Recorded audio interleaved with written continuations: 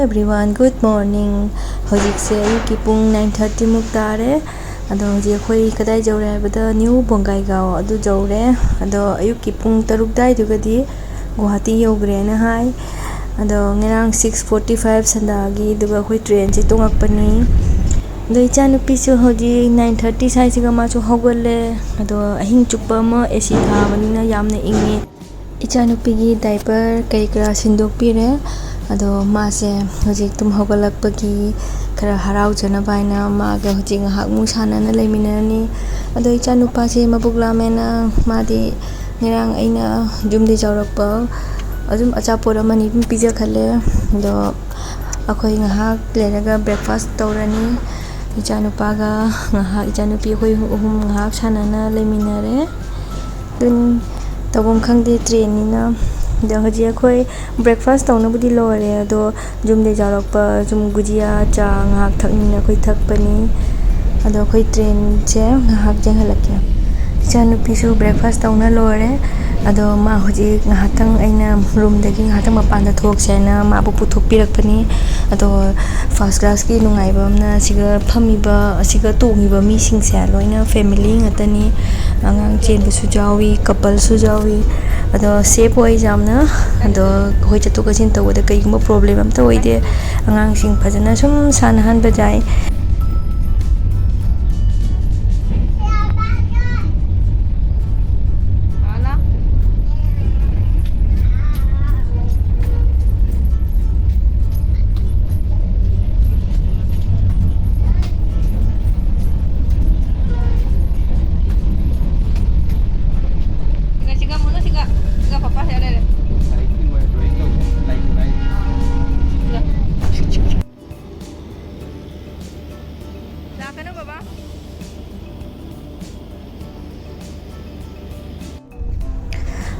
Kape masih chat bahirak pagi, adum ta chat na lining bahai tari ngasa ayuk tu suai ngahak chat halabani, ado lunch tahu luar kamu sum chat na ta lagi ta hai, aduni masih hucik ngahak chat halaga ngahak sana halaga, dari imung demung ngahak pusal laga tumhalani.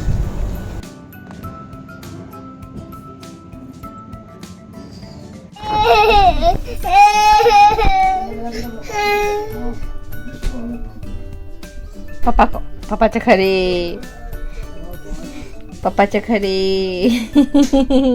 Bye bye.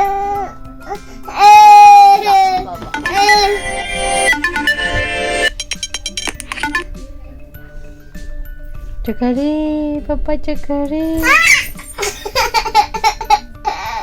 Papa. Cakari. Ayah, Papa cakari. Ayah, Papa cakari mana? Papa lah.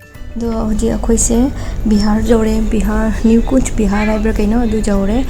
Ado ngahatang mapa se kung mutuga ma leingam dana kapini mapa chakhar chakhiduraina hausan baduga. Duni adum hayeng se akhoi di Delhi jaurani khanbada sum wakhal te nungaina leire di. Ado nunthil time dai chanu pi ngahak mo ko mu mabu pen pahana sum drawing tawhana time spend tawna leire. Dun kai tokum khangda bai do mapa se ngahatang bo santi pi daba wasum chapsu pangde ma se machan pi se sum jana sum leiba aiga leisi ya daba do pai bite dun tawi se mana mapa thadok pasung ja daba sumaina bu kana taw kya ba. Ado aina do suma se jabardasti da ina lore aduga kapasu kapna ngatang mapa se wai sangna baina u bajati mapa da sum tamhandei ta sum taw leiba ma se.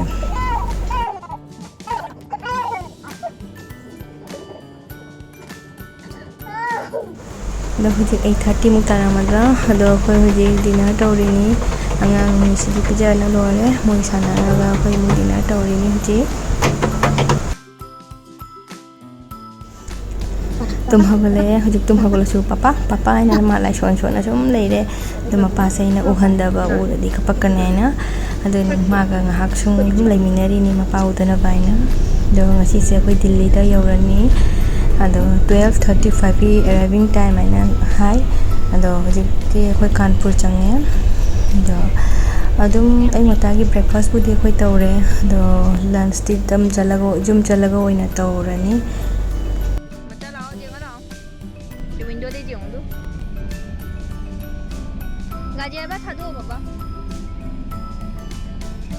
Sai Baba. Sai Baba. Sai Baba. Ghaziabad kemana Sai Baba. Sai Baba. Flip tu jala sibu.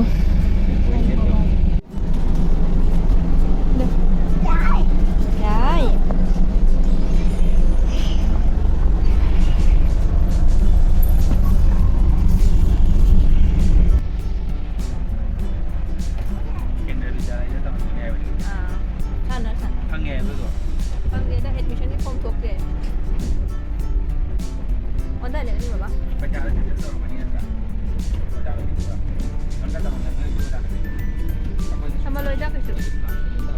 Hojikse Delhi changchale do 12:35 ta moi arriving time ni habado adu matam chap chana sum thung dore normally moi train se amba matam da lead oi gali do koi handak se laiba phabai tari train ge sem ta lead oi de chap chana moi na haba timing du ga dum thungrani jumda ado jum yo salam da gi ate su joning bodo dona room da ga phamba ngamdre chairam ba poching e su loina pack to sana koi kum gi ready da leire किसका photo खींच इधर से गाड़ी है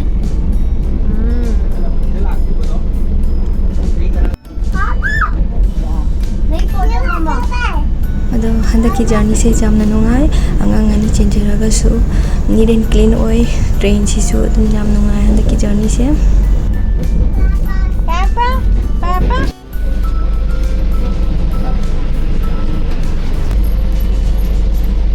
cho dadam rak cho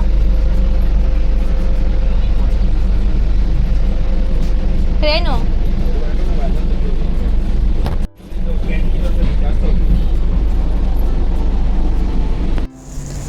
ado khoi huji railway station jaure ado ai ngai ngam da ni ko ina window de gi sum jing ni se ado khoi kumbani huji बच्चा पापा ला पापा चलो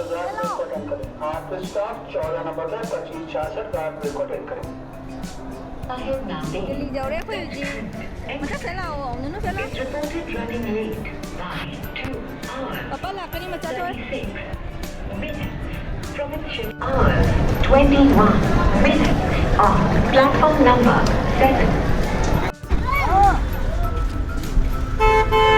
akhoi sidagi van ama lauraga akhoi jum halini huji ado railway station dagi akhoi jumuk se 1 hour muki lambi ni ado huji akhoi jum jauraga jum da chairam dei ba mayam do fun kuina jum thadu bagi ado huji akhoi jum changaga chari ba mayam do hana lotion ge na ina tawbada video di nam ja hodre ke angang ani ga chin bani na dan mayam jum jaure khol ji